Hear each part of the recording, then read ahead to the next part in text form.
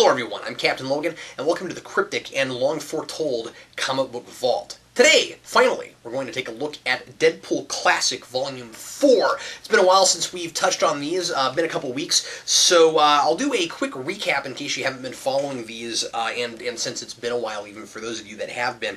Basically, Deadpool has been on a quest to find himself as a superhero instead of a mercenary, and that's been done mostly with a prophecy plot, which I've gone on record to say that I haven't been a big fan of, but I like it a lot better here, and I'll get to that when I get to the end of this trade, where we get to the Dead Reckoning three-parter, where finally Deadpool has to deal with that prophecy. And a lot of this has been him dealing with character stuff, and it's constantly the kind of the same thing where he does some horrible thing that sets him back, and then he learns something from it and he moves on. And he'll do a terrible thing to someone, and then he'll kind of atone for that and make it up with them, and then he'll learn something from that, and then he'll move on. And all of this has been leading to him eventually becoming a real superhero. The most recent of those adventures is the end of Volume 3, of course, which has Deadpool finally setting Blind Al free. And then he disappears and we don't know what happens to him. Well, basically here we find out that he's having to have this giant confrontation with Ajax. And yes, there are plenty of cleaning jokes. Ajax is this character who was just called, I want to say it was Mr. A. I forget exactly what he called himself, but he had this giant A on his shirt, and he was working with Dr. Killebrew when Deadpool was in the Weapon X program. And we actually get all that background that I've been waiting for with the Weapon X program, and I think Joe Kelly handles all this extremely well. I really like how early Wade Wilson is written in this, and we see him really start to kind of develop the sense of humor that he gets as Deadpool, which seems to be the only thing that gets him through this horrible experience. And so I find myself much more liking and buying Deadpool as the Merc with a Mouth. I know that I mentioned in another video that where we had like one flashback where he seemed to be all completely no nonsense, and now I can much more understand how that person could have such a 180 switch and come to this. Joe Kelly makes me believe it here, and that's fantastic. So Ajax is this, like I said, this guy that works for Killebrew, and he ends up getting killed, Deadpool thinks, during the Weapon X program, and it turns out that he actually didn't die, and he comes back for revenge on Deadpool. And I didn't find all that nearly as interesting as I did the last story in this, but what I did really enjoy, and honestly, I gotta tell you, this is so extremely dense with stuff, I can't possibly cover everything.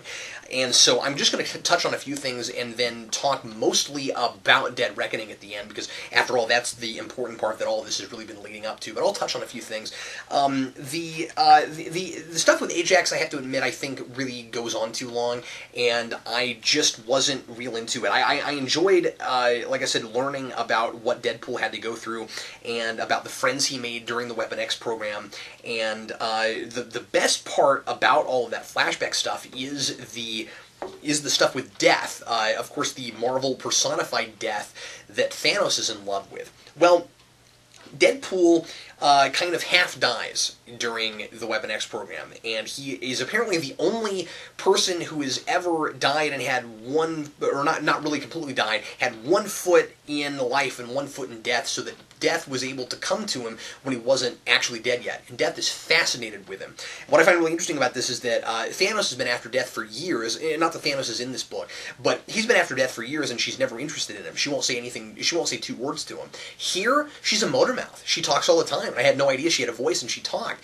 And she's infatuated with Deadpool and wants Deadpool to cross over and basically be her lover. And Deadpool likes her and kind of falls for her. And I thought all of that was kind of was really twisted but interesting, and basically, by the end of this, Deadpool finally finds kind of a reason to live. I mean, he's waiting to die. You know, while Killebrew is torturing him and doing all these experiments on him, he's ready to die. He doesn't want to live anymore, and he finds reason to live by giving the people, the other people there in the Weapon X program, kind of hope, because they start like betting on him to survive, because his power is developing and it's hard for him to die, and so he starts kind of living for those people, and all that's really good. Then you've got this giant fight with Ajax that goes for a really long time, and mostly what I took from all of that, what I found to be the most important part of that is what happens with Killebrew, because, you know, Deadpool has gotten to a point now where he doesn't want to kill Killebrew anymore, and he doesn't want to kill anybody, really. He's, of course, you know, trying to atone for his past and also become more of a superhero, but he still hates Killebrew for all the terrible things he did to him, and they wind up together again. And Killebrew keeps trying to get on Deadpool's good side and find a way for them to kind of, you know, almost be friends, to kind of make things right between each other. But Deadpool keeps telling him that all he's ever done since the Weapon X program is just run, and he's never really done anything to make up for anything. He's all talk and no action. And finally, without going into great detail, he sacrifices himself for Deadpool, and that's how Deadpool finally is able to overcome Ajax, is actually with the help of Killebrew, who finally has that self-sacrifice. And this book has been all about self-sacrifice. That seems to be how Joe Kelly defines, and a lot of people too, of course, defines being a real hero, is to be willing to allow yourself to die so that somebody else can live. And more importantly, it's not just the generic self-sacrifice, it's just not thinking about yourself first. Of course, you know, doing something for somebody else just because you can, not because you're getting any kind of thing out of it. And that's ultimately what Deadpool is working toward, and I think that it's really cool that that's how Killebrew goes out. I might have expected that, but he was becoming more and more of a three-dimensional character throughout this, and I think that Joe Kelly has been doing a really good job in this of having the people that do terrible things become more round characters, and they usually have a reason for it, and when they seem more just straight up evil, there's always something later on that defines them as more than that, and I think that's great. So moving on, Deadpool gets to... Well, I'll mention Blind Owl quickly. So there's all this kind of mystery about her and what exactly it is that she did to Deadpool that was so terrible that not only did he make her prisoner, but she felt the need to stay with him. And now that he's let her go, she's actually decided to stay with him because she still feels like she hasn't done enough to atone for all the terrible things that she did. And so she actually stays with Deadpool, but is no longer his prisoner anymore. And their relationship is really interesting now after she's no longer his prisoner. And I actually kind of like her more now. And I really like their dynamic. They're much more roommates, and they're much more friends now. And I think that all that is really good. So the big thing that Deadpool does in the middle of this that he really shouldn't have done, that he thought that his heart was in the right place, but he totally screwed up, was he goes to LL&L and he grabs Monty, the precog, who I haven't talked a whole lot about, but he's huge in this, and so definitely needs to be brought up now. He's been through so much stuff with LL&L. You've got this guy that runs everything, Overboss Dixon, who kind of makes him constantly tell the future, and he's had to use his power so much, and he's been through all these different machines to enhance it, that now he's like in a chair. It's not a wheelchair, I think it's sort of a hover chair sort of thing, and he doesn't have hardly any skin left on his bones, and he's in really terrible shape. So Deadpool, thinking that he's helping this guy out, decides to take him on a vacation, and he goes to Monte Carlo, and he forces Monty of course, his name is Monty, so Deadpool takes him to Monte Carlo. That's Deadpool's sense of humor. And he also, I guess just because it kind of sounds like Monty, he, with his hologram that he's able to make himself look like different people, makes himself look like Ricardo Montalban and calls himself Khan. And I thought that was really funny. By the way, there's a lot of Star Trek references in this particular trade. I didn't notice a lot in the other trades. This one, totally full of them. There's one point where, toward the end, where Deadpool, I keep wanting to call him Daredevil, where Deadpool says that if anybody ever played him in the movies, he'd want it to be Will Wheaton or René Auberjonois. That was hilarious. It's so extremely 90s, of course, that I'm sure that a lot of people that would pick this up now wouldn't get half the references, but I actually enjoyed a lot more of them in this than I have other things. So anyway, so Deadpool pretending to be, or kind of looking like Ricardo Montalban and walking around with Monty is forcing Monty to use his precognition in order to help Deadpool win at slots and things at the casino. And at first you think Deadpool's just being a jerk, and then it turns out that he's actually doing this to try to get Monty to lighten up a little bit and to get him you know, out and experiencing life again. And ultimately it ends up working for him. Monty starts talking about how when you're a precog, and I really like how human all this is, where we get to really kind of experience what it's like to be this guy and really get in his head, and how much less life would be worth living if you knew everything that was coming.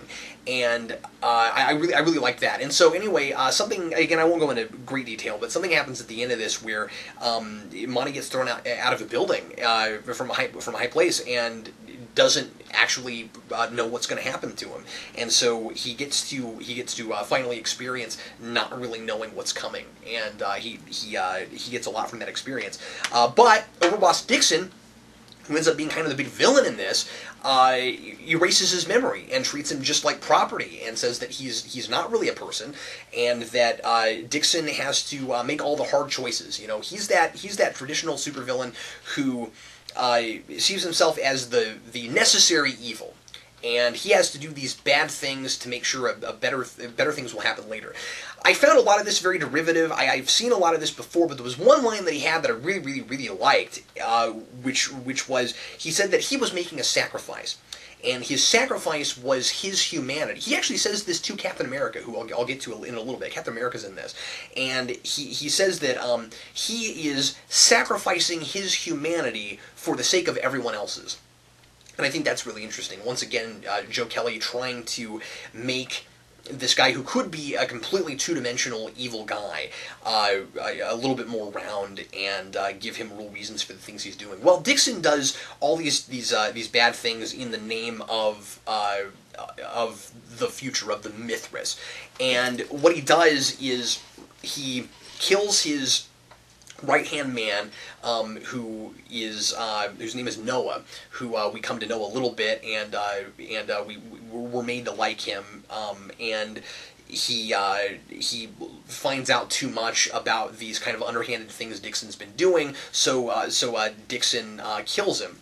And then he, of course, wipes Monty, and he does all these really awful things. So the idea of what the Mithras is supposed to be is that, and this I gotta tell you, it gets a little bit convoluted. There's a ton of stuff in this, and again, I can't possibly go over all of it, so I will do this in kind of a broad stroke. Basically, the idea is that Deadpool is going to usher in a new era of peace by killing this big monster thing called, I forget what it's called actually. It's something Mott.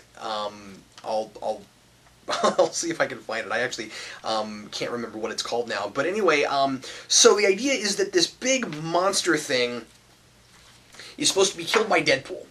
And by killing that monster thing, it will allow the alien Messiah, the alien Messiah, to come to Earth and bring peace and get rid of all of war and famine and everything. And so Deadpool immediately, once he finally figures out what it is that he's supposed to do, because he's been training to be a superhero, kind of freaks out, because he finds out, wait a minute, so the big thing I'm supposed to do is kill something?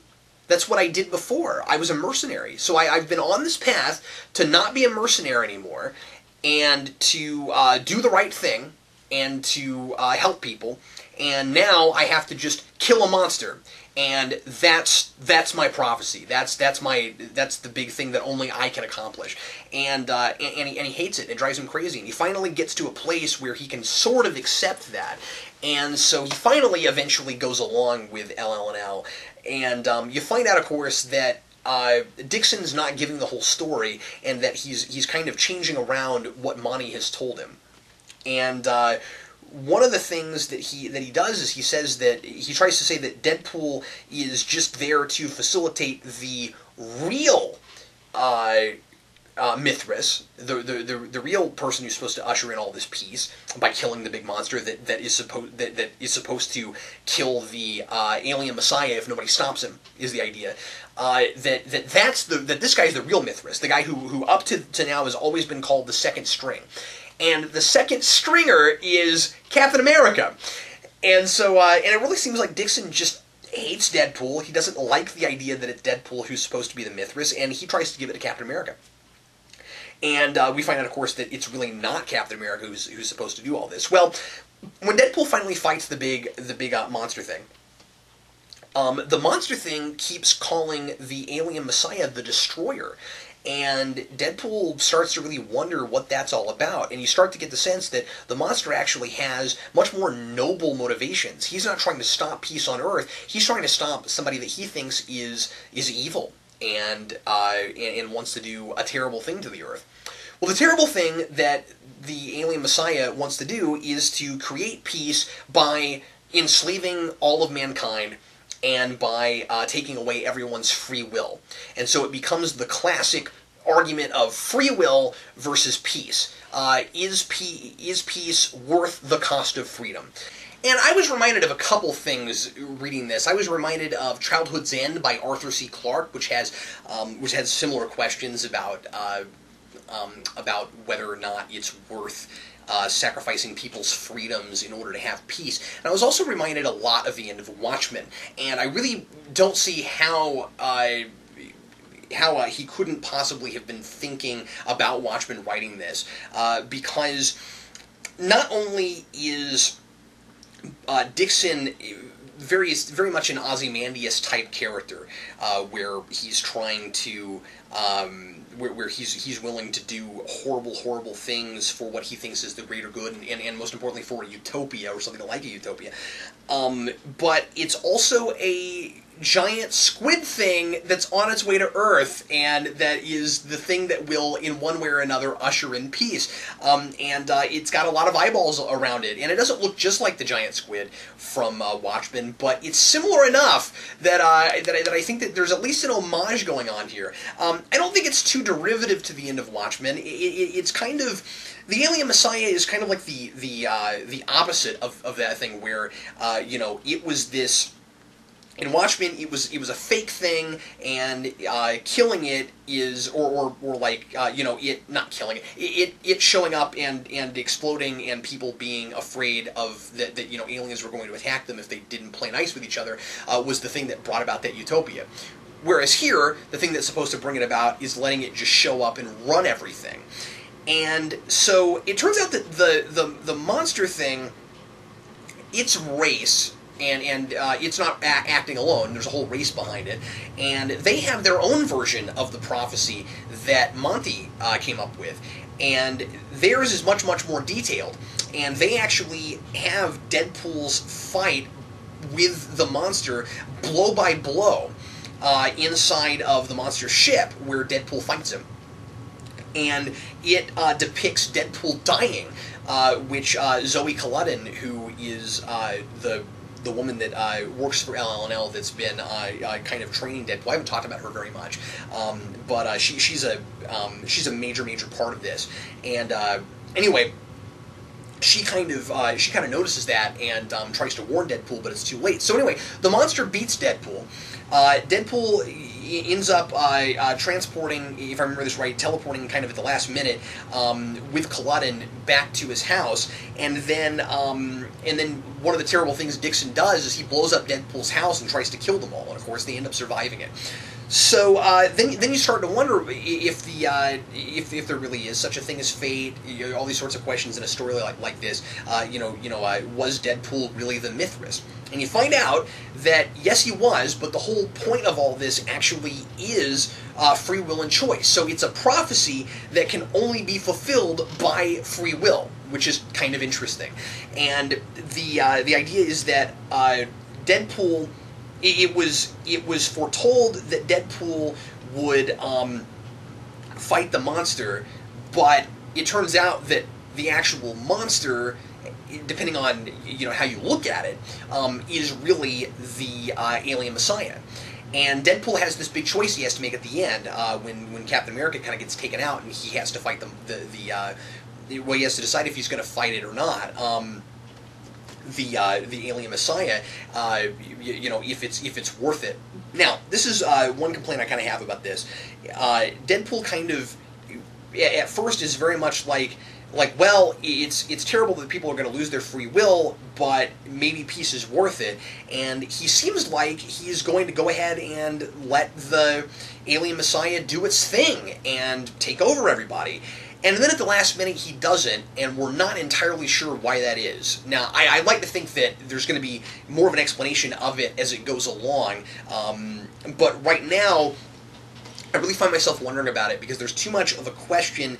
Culloden asked this at the end. There's too much of a question as to whether or not Deadpool is being somewhat possessed by the monster thing, which he ends up wearing its skin as armor, which is really kind of weird, and I guess it's still kind of sort of alive.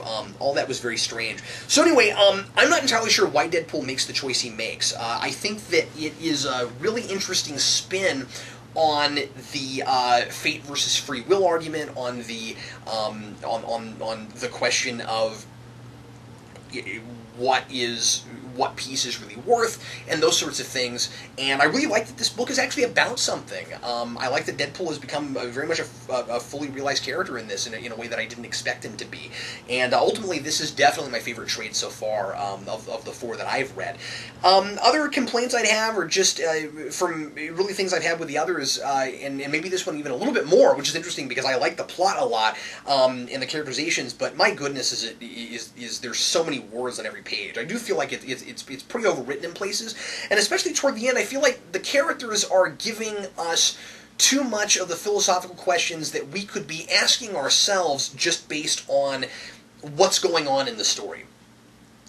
With what we're given, I'd like to just be able to ask some of those questions on my own and not be spoon-fed, okay, this is what this is about, and these are the questions you're supposed to be asking yourself. I get the sense that Joe Kelly is kind of being really careful because of his audience. That he seems to think that maybe a standard comic book audience isn't going to think of all that stuff on their own, and they're not really going to understand what they're reading. I think he's not giving his readers quite enough credit. Like I said, I do think that Deadpool has more jokes that I find funny in this particular volume, more pop culture references from the mid-90s that I got and really appreciated and thought were funny. But again, he's joking so often that I find myself wanting to skip ahead sometimes, and so that's a little bit of a problem. But anyway, that's all I'm going to say about this. Like I said, there's so much going on in this. I probably could have done another half hour, 45 minutes on it, and I'm really looking forward to seeing what happens in Volume 5. Because this ended up being, really, really rich with ideas and with story, and I liked this one quite a bit.